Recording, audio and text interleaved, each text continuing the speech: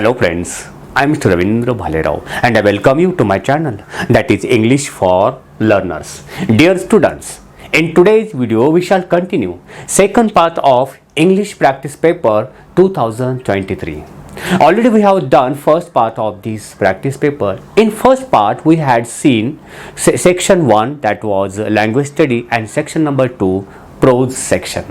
तर विद्यार्थी मित्रांनो, आजच्या व्हिडिओमध्ये आपण चर्चा करतोय इंग्लिश प्रॅक्टिस पेपर म्हणजे इयत्ता 10वीच्या प्रॅक्टिस पेपरचा second part. First part already आपण बनवलेला आहे, तो बघितल्यानंतर जर नक्की बघा म्हणजे तुम्हाला हा पूर्ण प्रॅक्टिस पेपर व्यवस्थितपणे समजेल. फर्स्ट पार्टमध्ये आपण चर्चा केली होती की सेक्शन 1 जी लँग्वेज स्टडी आहे क्वेश्चन नंबर 1 आणि सेक्शन नंबर 2 प्रोज सेक्शनच्या रिलेटेड ज्याच्यामध्ये क्वेश्चन नंबर 2A आणि 2B जे की टेक्स्चुअल पॅसेज तुमच्या बुक्समधून त्याच्यामध्ये पॅसेज आणि क्वेश्चन्स आन्सर इम्पॉर्टंट आपण चर्चा केली होती.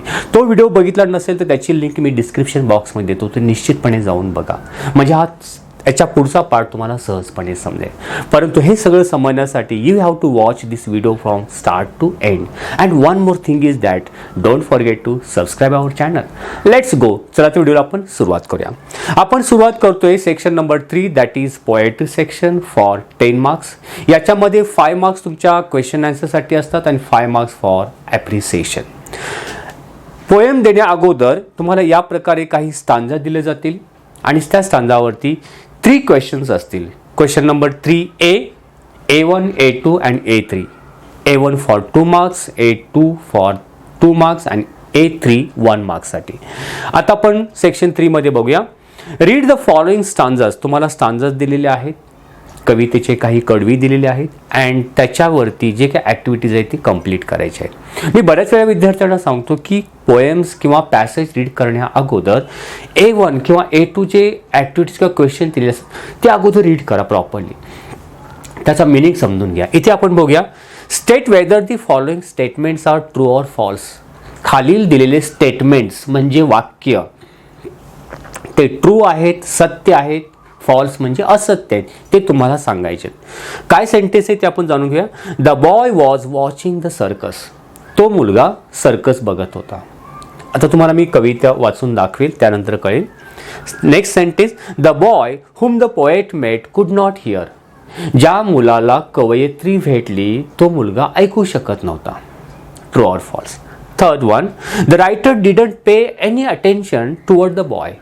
लेखिकेने त्या मुलाकडे कोणत्याही प्रकारे लक्ष दिलं नाही. Do not pay attention. The eyes of the boy were red. त्या मुलाचे डोळे लाल रंगाचे होते. आता बघूया हे वाक्य जर ॲज इट इज आहे तशीच वाक्य जर स्टांजामध्ये असेल तर आपण ट्रू म्हणू शकतो. मी थोडीशी कविता तुम्हाला कवितेबद्दल वाचून दाखवेन. कविता काय आहे बघा. लॅटर त्यानंतर walking down the street.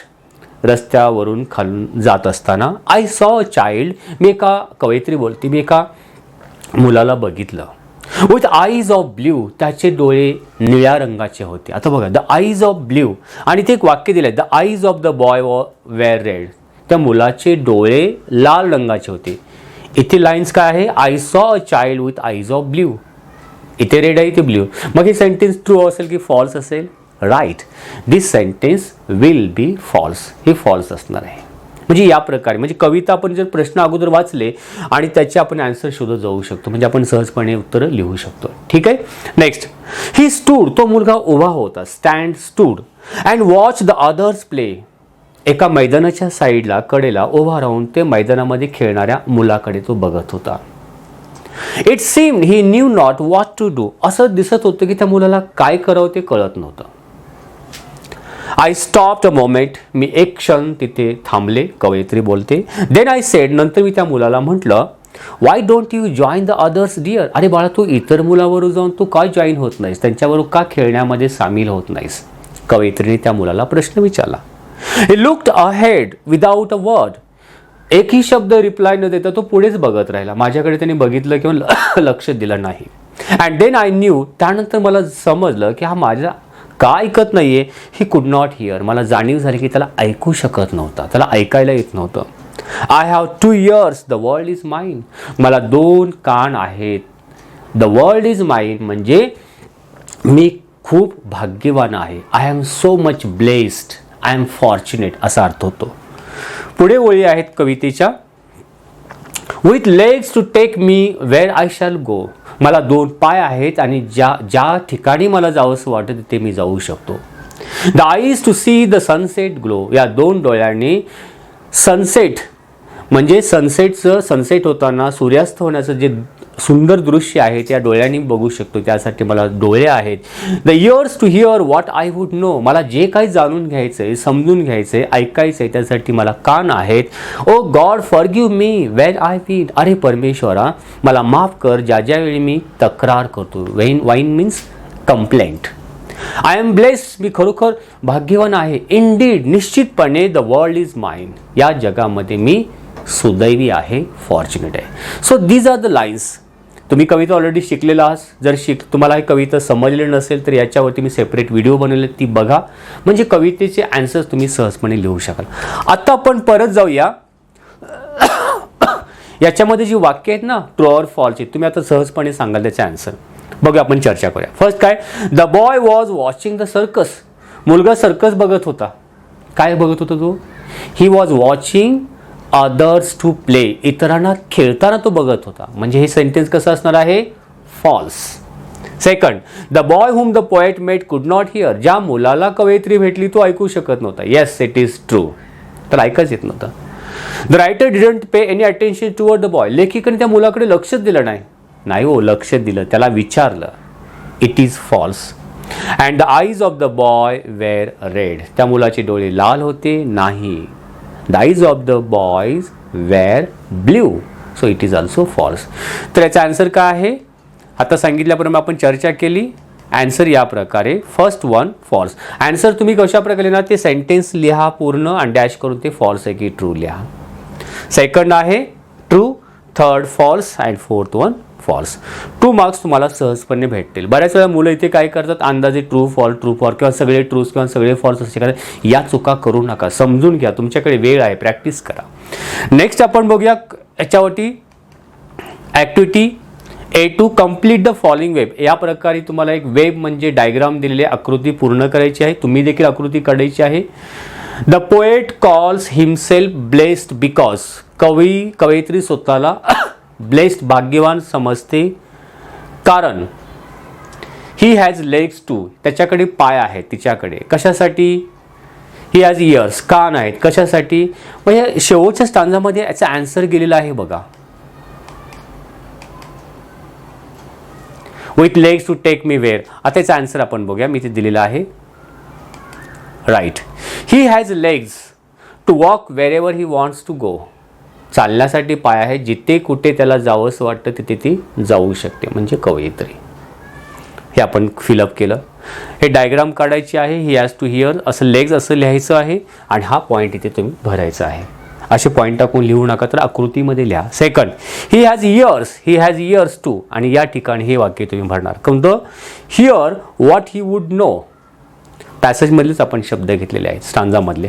Third, he thinks the world is काय? हिज, त्याची आहे. So he is very much blessed. म्हणून तो खूप भाग्यवान आहे. And he has eyes. त्याच्याकडे डोळे आहेत. कशासाठी? To see glowing sunset. Glowing म्हणजे सनशायनिंग म्हणजे सुंदर ते दृश्य सनसेट होण्याचं बघण्यासाठी. सो या प्रकारे आपण डायग्राम काढून हे शब्द किंवा ही अशी वाक्ये लिहू शकतो. ठीक आहे. Next, third, write 2 pairs of rhyming words from this stanza. स्टांजामधून रायमिंग वर्ड्स खूप इझी आहे, तुम्ही लिहू शकता. 1 मार्क्स आहे. 2 पेअर्स म्हणजे 2 जोड्या, 1 and 2. तुम्ही आणखीन 1-2 तुम्ही वाढवू शकता. जसं ग्लो, नो, वाईन, माइन या प्रकारे. ठीक आहे. हे झालं appreciation. 5 marks. 5 out of 5 marks तुम्ही सहजपणे मिळवू शकता. 10 मिनिटामध्ये हे कविता तुम्ही within 10 minutes you have to solve. Next, appreciation of the poem. एक तुम्हाला आणखीन वेगळी सेपरेट पोएम दिली जाईल. त्या पोएमचे ॲप्रिसिएशन. इथे कोणती पोएम दिली आपण बघूया. Read the given poem and write appreciation of the using points given below. Poem दिलेली आहे द ट्विन्स. कवितेचं नाव आहे ट्विन्स कविता तुम्ही शिकलेले जुडवा. मी कविता फक्त रीड करून दाखवतो, एक्सप्लेन करणार नाहीये. In form and feature, face and लिम, आय ग्रीव सो लाईक माय ब्रदर. कवी बोलतो इन फॉर्म आकारामध्ये, फीचर्स वैशिष्ट्यामध्ये, फेस चेहऱ्यामध्ये, लिंब अवयवामध्ये, आय ग्रीव माझी वाढ झाली, सो लाईक माय ब्रदर माझ्या भावाप्रमाणे माझी वाढ झाली. म्हणजे I was as same as my brother. कोणकोणत्या गोष्टीमध्ये? फॉर्म, फीचर, फेस अँड लिंब. पुढे मी फक्त कंटिन्यू रीड करेल. That fox god taking me for him and each for one another. It puzzled all our kith and kin. It reached a fearful pitch. For one of us was born a twin, yet not a soul knew which. One day, to make the matter worse, before our names were fixed, as we were being washed by nurse, we got completely mixed. And thus you see, by fate's decree, or rather than nurse's whim, my brother John got Christian me and I got Christian him. ही कविता पूर्ण explain करण्याची video मी बनवली, ती बघू शकता. आणि पुढच्या काही ओळी आहेत. दिस फॅटल लाईकनेस, अशा प्रकारची कविता आहे, रिटन बाय, कवीचं नाव एंडिंगला दिलेलं आहे, तिथे दिसत नाही आहे. ठीक आहे. आता याच्यावरती पॉईंट दिलेला, वेळ कमी आहे, पूर्ण रीड करत नाही आहे. टायटल तुम्हाला द्यायचं आहे हाफ मार्क्ससाठी. नेम ऑफ द पोएट, कवीचं नाव एंडिंगला दिलेलं असेल ते बघून लिहा. राईम स्कीम, AABB जे 4-4 वरचं राईम स्कीम काढू शकता. थीम किंवा central idea and figure of speech. आपण डायरेक्ट आन्सर बघू. Appreciation, title the twins, poets या प्रकारच्या 5 आउट ऑफ 5 मार्क्स मिळू शकता. हँडी एस लीग हे कवीचं नाव आहे. Rhyme scheme, the rhyme scheme of the poem is ABABCDCD. First 8 lines काढलेल्या आहेत. फिगर ऑफ स्पीचमध्ये अलिट्रेशन किंवा हायपरबोल, जसं बोललं अलिट्रेशन हे प्रत्येक कवितेमध्ये गेलेलं आहे, तुम्ही लिहू शकता. पण इथे हायपरबोल पण आहे, अतिशयोक्ती याच्यामध्ये दाखवले. थीम किंवा central idea, the central idea of the poem is confusion between identical twins. म्हणजे अगदी सेम टू सेम ते ट्विन्स असल्यामुळे जे कन्फ्युजन ते क्रिएट झालेलं आपल्याला दिसून येतं. अँड बिकॉज ऑफ दिस, आणि यामुळेच the poet faces various problems through out this life. And because of the twins, the poet, कवी या ट्विन्स असल्यामुळे त्याच्या थ्रू आउट द लाईफ, जीवनामध्ये कशा प्रकारे प्रॉब्लेम्स फेस करतो, सामोरे जातो. So this all this things is explained in the poem, या कवितेमध्ये सांगितलं. So this is the just central idea. या प्रकारे तुम्ही ॲप्रिसिएशन लिहू शकता. हे झालं पोएट्रीच्या रिलेटेड. ते next question at me next section, non textual passage, ज्याला आपण अनसीन पॅसेज म्हणूया, तुमच्या टेक्स्टबुकच्या बाहेरचा असतो. रिडिंग स्किल, व्होकॅब्युलरी, ग्रामर याच्यामध्ये बघूया. आता याच्यामध्ये इथे देखील आपण अगोदर काय करायचे आहेत, A1 किंवा A2 जे ॲक्टिव्हिटी दिलेल्या त्या रीड करायच्या, नंतर पॅसेज रीड करायचा. आता पॅसेज दिलेला आहे अगोदर. क्वेश्चन बघूया. Question number 4 read the following extract and do the activities. Okay. Name the following, नाव द्यायचं आहे. उदाहरणार्थ काय, the most loved, widely played and followed sports in the world. जगामध्ये सर्वात ज्या खेळावरती प्रेम केलं जातं, लोक प्रेम करतात, लव्ड वन. वाईडली प्लेड, सर्वत्र खेळला जातो, आणि ज्याला त्या स्पोर्टला सगळे फॉलो करतात, असं त्या खेळाचं नाव काय आहे. म्हणजे हा खेळ कोणत्या, आता आपण थोडासा अंदाज घेऊया. मी तुम्हाला हे एक्सप्लेन करून देतो. Unseen passage. Football is the most loved, widely played and followed sports. आता इथे बघा, फुटबॉलचं एक्सप्लेनेशन केलं. हे एक्सप्लेनेशन देणाऱ्या ओळी आहेत, स्पष्टीकरण दिलं. मग त्याला एक शब्द, अनेकासाठी एक शब्द आपण आहे ना, मराठीमध्ये देखील प्रश्न विचारतो. मग याचं कोणता शब्द लिहिणार, the country in which football, the most loved, widely played and followed sport, that is football. म्हणजे वाक्य लिहायचं आणि त्याच्यावर डॅश करून काय लिहिणार, फुटबॉल. ठीक आहे. Even though it is more popular in Europe and South America. जरी, इवन दो म्हणजे जरी तो युरोप आणि साऊथ अमेरिकेमध्ये मोर पॉप्युलर, अधिक लोकप्रिय असला तरी, it is said to have, असं म्हटलं जातं, originated in China more than 200 years ago. जरी तो युरोप आणि साऊथ अमेरिकेमध्ये पॉप्युलर असला तरी असं म्हटलं जातं त्या फुटबॉल गेमबद्दल की त्याचा ओरिजिन, उगम चीनमध्ये 2000 वर्षापूर्वी झाला असावा, असं त्याच्याबद्दल हिस्ट्री आहे किंवा इन्फॉर्मेशन आहे. The games popularity spread rapidly through out the world in the 1800s. 1800 मध्ये या फुटबॉल गेमची पॉप्युलरिटी वेगाने वाढली जगामध्ये. Okay. In the 19th century, 19व्या शतकामध्ये British sailors, traders and soldiers took the game with them. They travel and introduce it to the people they mate.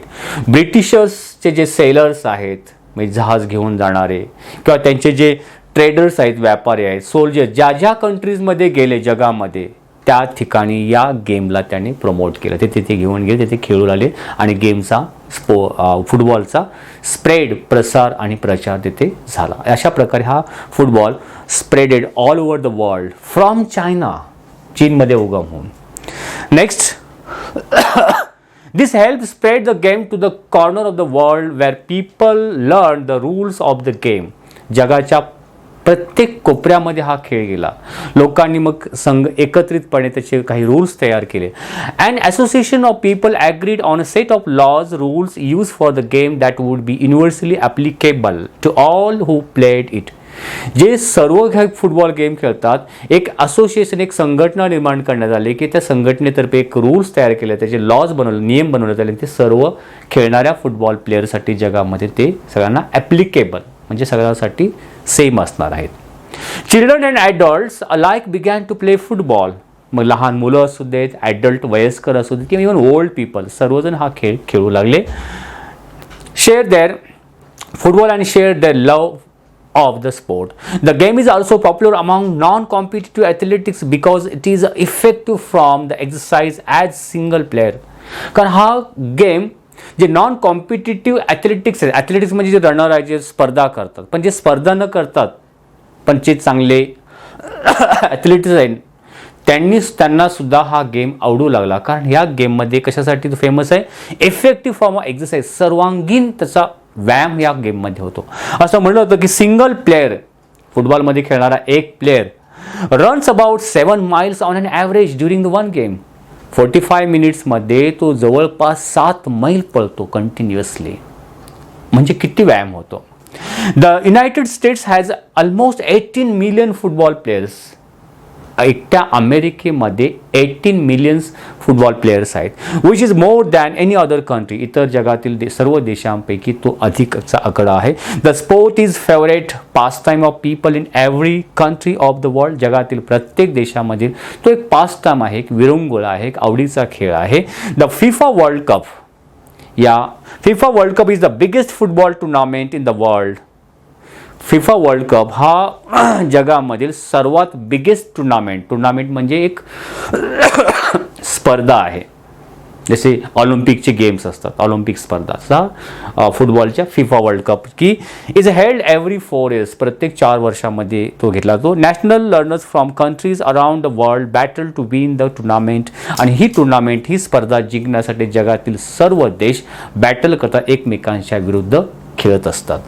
And earn a title of the best team. आणि प्रत्येक country आपली team best होण्यासाठी प्रयत्न करीत असतो. Right. So this tournament is the most prestigious event. एक सर्वात लोकप्रिय इव्हेंट हा, म्हणजे एक प्रकारची स्पर्धा खेळवली जाते. प्रेस्टिजियस म्हणजे नामांकित म्हणू शकतो. And most widely followed sports in competition in the world. जगातील सर्वात जास्त कॉम्पिटिशन याच फुटबॉल गेममध्ये आपल्याला बघायला मिळेल. So this is the passage related to the football sports. Okay, आता आपण बघूया की जे आपण अनेक एक्सप्लेनेशन दिलेलं आहे आणि त्याचा काय आहे, त्याचा एक शब्द आपल्याला लिहायचा. जर पहिला आपण बघितलं होतं, right, the most loved widely played and followed sport in the world that is football. The country in which football is said to have been originated. की ज्या देशामध्ये हा खेळ उगम झाला असेल त्या देशाचं नाव that is China. Next one, the average number of miles a single person runs during the game. या गेममध्ये ॲव्हरेज एक खेळाडू धावतो तो किती, 7 miles. आता जर आपला व्यवस्थित पॅसेज जर समजला तर आपण सहजपणे आन्सर लिहू शकतो. ठीक आहे. The biggest football tournament in the world. वर्ल्डमध्ये सर्वात जी मोठी स्पर्धा घेतली जाते त्याचं नाव काय आहे, द फिफा वर्ल्ड कप. या प्रकारे 2 out of 2 मार्क्स इथे मिळू शकतात. पण बऱ्याच स्टुडंटला प्रॉब्लेम काय असतो, ते क्वेश्चन रीड करत नाहीत, काय करायचं ते समजून घेत नाहीत. तर एक्झामला जाण्यापूर्वी अशा प्रकारचे क्वेश्चन पेपर आपण जे बनवलेले आहेत ते तुम्ही चांगली प्रॅक्टिस करा. क्वेश्चन पेपरचा फॉर्मॅट, क्वेश्चन पेपरचं मिनिंग नीट समजून घ्या. नेक्स्ट क्वेश्चन बघूया. A2, right a note on FIFA World cup. FIFA World cup बद्दल लिहा. आता या दिलेल्या पॅसेजमध्ये शेवटच्या काही वेळी फिफा वर्ल्ड कप बद्दल इन्फॉर्मेशन दिलेली ते आपण ॲज इट इज लिहू शकतो, जे की मी इथे दिलेली आहे. The FIFA World Cup is the biggest football tournament in the world that is held in every 4 years. National teams from countries around the world battle to win the tournament and earn the title of the best team. This makes it is the most prestigious event and also the most widely followed sporting competition in the world. So in this way all these lines are as it is from the passage. कारण हा अशा आहे तशा घेऊ शकतो, पॅसेजमध्ये दिलेल्या आहेत. ठीक आहे. Next activity that is A3. Write the antonyms of the following from the extract. Antonyms means opposite words. Synonyms means similar words. Hate त्याच्या opposite word passage मधूनच लिहा. हेट म्हणजे तिरस्कार करणे. आता हे कधी आपल्याला येणार, जर दिलेल्या वर्डचा मिनिंग आपल्याला येत असेल तर. हेट म्हणजे तिरस्कार करणे. तिरस्कारचे विरुद्ध काय, प्रेम करणे, लव. अनपॉप्युलर जी की लोकप्रिय नाही, पॉप्युलर अन शब्द काढून टाका. लॉस म्हणजे पराजय होणे, विन जिंकणे. वर्स म्हणजे सर्वात वाईट, बॅड वर्स, तर सर्वात चांगलं, गुड बेटर बेस्ट. सो याचा आन्सर आपण दिलेला आहे. Hate, love, unpopular, popular, lose, win, worst, best. Next activity A4 जे की ग्रामरच्या related. Football is the most loved sport in the world. याचे change into comparative degree. Comparative डिग्रीमध्ये बनवायचं आहे. तर कंपॅरेटिव्ह डिग्री काय करू, football is more loved than any other sport in the world. किंवाचा आन्सर तर बघूया. इथे मी पॉझिटिव्ह डिग्रीमध्ये दिलं आहे, no other sport in the world is as loved as football. आणि कंपॅरेटिव्हमध्ये होईल, football is more loved than any other sports in the world, या प्रकारे. ठीक आहे. Children and adult share their love of the sports, use not only but also. And काढून त्या ठिकाणी आपण बट ऑल्सो घेणार आणि अगोदर चिल्ड्रनच्या अगोदर not only children but also adults share their love of the sport. Next activity that is A5 which are the different types of sports. वेगवेगळ्या प्रकारचे स्पोर्ट्स कोणते आहेत. So here you have to write some of the names of the sports. Minimum 4 names तुम्ही लिहायला पाहिजे, जे की 2 marks तुम्हाला भेटतील. इथे दिलेलं आहे types of sport. chess, basketball, football, floorball, volleyball, martial art, table tennis, athletics. So these are the names of sports, right? So let's see the याच अनसीन पॅसेज वरती क्वेश्चन नंबर 4B बऱ्याच वेळा मुलांना हा सोडून देतात. तो कोणता आहे, read the above given extra. जो आपण अनसीन पॅसेज बघितला ना वर्ल्ड कप बद्दल फुटबॉल बद्दलचा, तोच परत रीड करा व्यवस्थितपणे. And carefully write the summary of it. त्याची समरी लिहा. समरी कशा प्रकारे लिहायची होती मी सेपरेट व्हिडिओ बनवले, तरी पण सांगेल मी. या अनसीन पॅसेजचा जो A1 आणि A2 क्वेश्चन जर आपण कंबाईन केला तर त्याची समरी होऊ शकते. पण त्याच्याही पेक्षा मी असं म्हणेल, जेव्हा तो अनसीन पॅसेज केअरफुली रीड करा आणि त्याच्यामध्ये रीड करीत असताना इम्पॉर्टंट पॉईंट्सला अंडरलाईन करायचे आणि शॉर्टमध्ये आपण तो पॅसेज बनवू शकतो, जे की आता इथे बनवून दाखवलेला आहे. तुम्ही बघू शकता याचा answer. First of all we have to give the title world famous sports football, असं आपण टायटल दिलेलं आहे. Okay. Football is the most loved and widely played and followed sports in the world. ज्या महत्त्वाच्या ओळी त्या घेऊ शकतो. It is originated in China more than 2000 years ago, but became popular in Europe and South America. It is popular among the children, younger and elder one. It is also popular among non-competitive athletics because it is an effective form of exercise. त्याच्यामध्ये important वळी आपल्या भाषेमध्ये change करून, म्हणजे अनेक sentence एकत्रित करून आपण एक कॉम्प्लेक्स सेंटेन्स बनवू शकतो. पण ते कॉम्प्लेक्स सेंटेन्स तुम्ही थोडं कन्फ्यूज व्हाल. A single player runs about 7 miles on an average during one game. The United States has almost 18 million football players. The FIFA World Cup is the biggest. FIFA World कपमध्ये 7-8 ओळी आहेत passage त्याचं, ते आपण 2 लाईन्समध्ये घेतलेलं आहे. FIFA World Cup is the biggest football tournament in the world that is held every 4 years. So short but sweet title द्यायला विसरायचं नाही. 5 मार्क्ससाठी असतो आणि इथे तुम्हाला मनाचे आपण काही एक्स्ट्रा ॲड करायचं नाही. जो पॅसेज दिलेला आहे तेच आपल्या भाषेमध्ये लिहायचं असतो. That is called summary writing. चला आपण नेक्स्ट ॲक्टिव्हिटी बघूया. राईट. आता नेक्स्ट ॲक्टिव्हिटी सेक्शन 4 चालू होतो रायटिंग स्किलच्या रिलेटेड. आपण नेक्स्ट पार्टमध्ये म्हणजे पार्ट 3मध्ये हा सेक्शन 4 जो आहे सेक्शन 4 and 5 कंप्लीट करणार. रिमेनिंग पार्ट म्हणजे ह्या क्वेश्चन पेपरचा रिमेनिंग पार्ट आपलं पूर्णपणे कव्हरअप करणार. तुम्हाला या व्हिडिओची म्हणजे ही जी आपण PPT बघितलेली आहे याची जर तुम्हाला PDF हवी असेल या क्वेश्चन पेपरची practice paper SSC practice paper number 1ची तर तुम्ही englishforlearner.com ह्या वेबसाईटला व्हिजिट द्या. तिथे PDF अवेलेबल आहे. आणखीन इथं study material question papers available आहे आणि त्याचबरोबर यू कॅन डाउनलोड आपला English for learners mobile app Android app आहे जो की प्ले स्टोरवरती अवेलेबल आहे. ते डाउनलोड करून घ्या आणि त्याच्यामध्ये जाऊन तुम्ही ग्रामरचे related writing skill notes question papers याच्या रिलेटेड स्टडी मटेरियल अवेलेबल आहे ते तुम्ही अभ्यास करण्यासाठी यूज करू शकता. हा व्हिडिओ तुम्हाला निश्चितपणे आवडला असेल. आणखीन तुम्हाला जर कमेंट्स करायचे असतील काय विचारायचं असेल तर तुम्ही कमेंट्स बॉक्समध्ये लिहून मला सांगू शकता. तोपर्यंत wish you good day. Take care. Thank you very much.